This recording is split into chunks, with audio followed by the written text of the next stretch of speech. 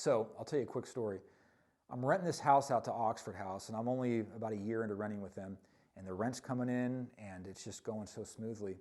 But I never actually went into one of the houses after I rented to them. I get a rent check in the mail one day, and they forgot to sign it.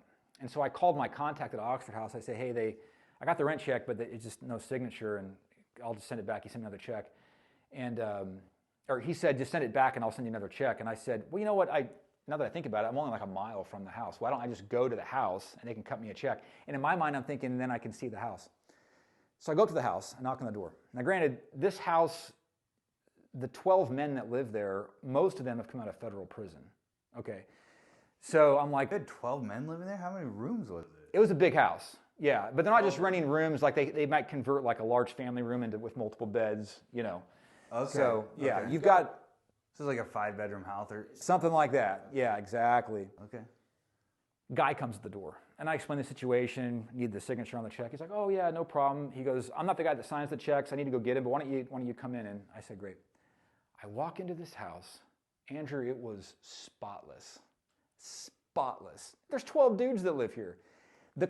The carpet still had the vacuum lines for when they vacuum the carpet. Wow. They had this nice TV on low volume, lights that were kind of dimly lit, and it blew my mind. Here you have 12 men that were probably homeless at some point, probably spent time in federal prison, and this house was so well managed that it blew me away. Because the secret sauce for them was you gave people a structure by which they could truly change their lives. Not only a job, but an opportunity to be among their peers, other people they can relate to, that are going to hold them accountable, and it was like a family. It was like a family. That is what's missing. And so that kind of housing model doesn't cost taxpayers anything. These guys are working, they're paying their own rent, and they're thriving. And but you're partnering. You have the government that's partnering with the private sector, and it's a beautiful thing. And so that generally.